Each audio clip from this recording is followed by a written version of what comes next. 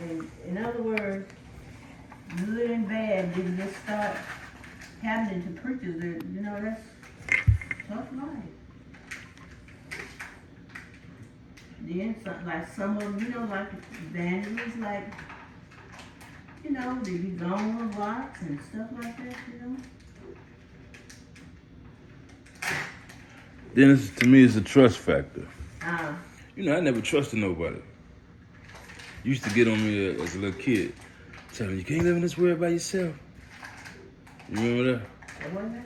Remember, you used to get on me as a little kid because I used to tell I didn't want to be bothered with nobody. And I used to tell you, I don't have to be bothered with them. I'm not here for them. They here for me. And you used to get an attitude with me and whoop me. You can't live in this world by yourself.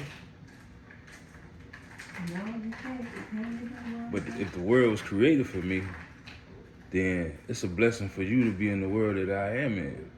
Yeah. Not for me to be in the world with you. So Yeah. I've been arguing with you that since I was a little kid.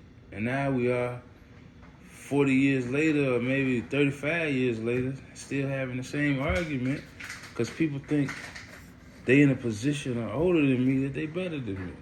No, not necessarily, but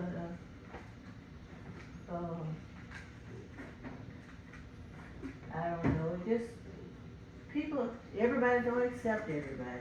This is life. Well, that's what they never accepted me even as a kid, so they definitely don't accept me as a man. It's everybody. It's like that. You're gonna have some likers and haters and life everywhere. Yeah, but what did you know? What did you do when you know your haters even as a kid, and they gonna grow up and be bigger haters? Yeah. Love them and go on. I can't love them. Well, like them and go on. I don't like them. Well, I don't know what to say. That's what I'm trying to tell you. So if it ain't have been for God and Jesus and me listening to God, I would have did everything within my power to remove myself out of their company and out of their way. Well, remember that everybody don't like you or I hate you. But that was always the consistency of me always trying to acquire the wealth that I need to acquire so I wouldn't have to be in their way. Because if you got enough money, you ain't got to deal with these people.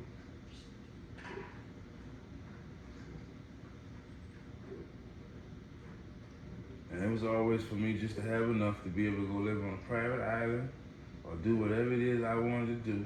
And I wouldn't have to bother nobody and they wouldn't have to understand anything about me and the way I live, what I do, or even if I care about them because they would never be able to contact me.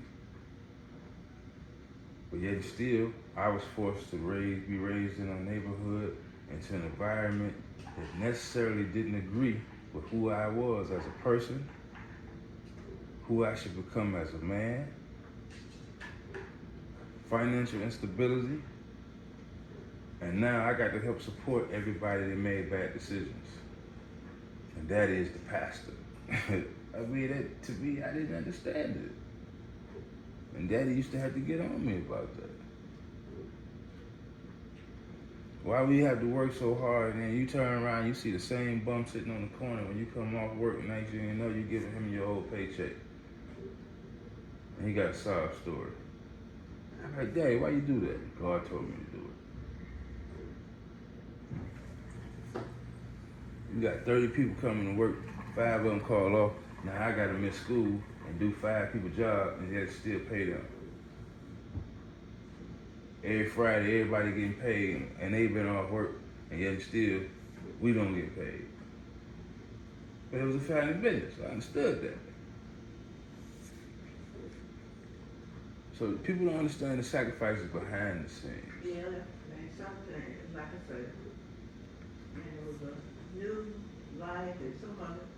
I wouldn't say that we didn't make no mistakes. We should have did something differently, would have did better, but you know no better either. Well, I'm saying, I have to prepare because now I'm about to get a chance at life again, and I'm gonna have another family. And I tell my first group and my first set of kids, I done all I could, but I couldn't raise you the way I wanted to raise you and fight for the justice and listen to God, be obedient to Him, There was so many sacrifices and so many left and right turns I had to make, and certain things, and I had to be at a certain time. You get what I'm saying? So the way even Daddy managed all the things he managed was a blessing. Who was? Daddy.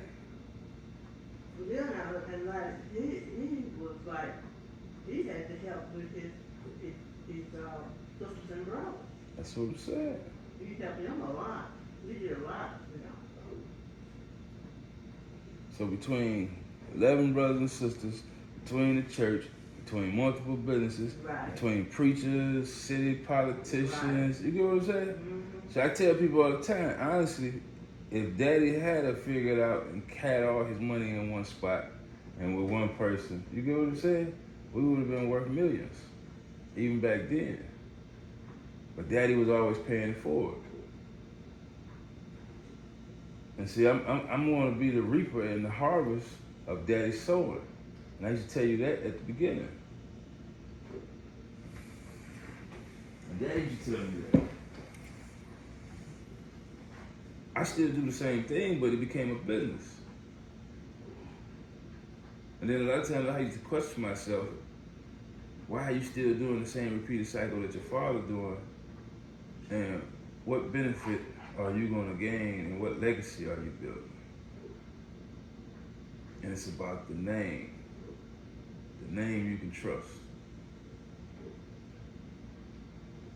So at the end of the day, it's about legacy. It's about building that same stability. And like you say, you can trace it all the way back. Dawson's is some hard workers. You get what I'm saying? Right. Williamson's is some hard workers. Right.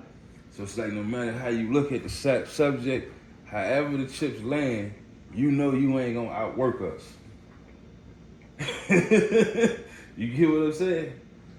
So no matter however you look at it, you will never outwork us. That ain't thinking about money, finance, travel, none of that. Just remember, however you look at life, you will never outwork me. I'll beat you to the job and then beat you when you get off. And still be there. But it's just, that's what Daddy put in me. And remember, a good name is better than silver and gold. Good name. Well, I'm saying, now my name got to get me some silver and gold. But I'm just saying, a good name. And that's, you know, you've been with me a lot of times. You've been there with me receiving the recipients of multiple whoopings because people lied on me and Daddy believed they lied first. You get what I'm saying? And even as a kid, they've been lying on me. So you can imagine all the lies they've been putting on me as an adult. So it just, I just keep going. Give them something to hate on, give them something to lie about, and just keep moving. But at the end of the day, like I say, the only person that vindicated me was God. Because when you climbing up the ladder of success in God, everybody mad at you. But then you showed them it was there for anybody for the taking. You just had to be willing, obedient, and willing to sacrifice by being obedient. But I don't even want it. So I'm trying to find me a successor now. That way I ain't gotta go.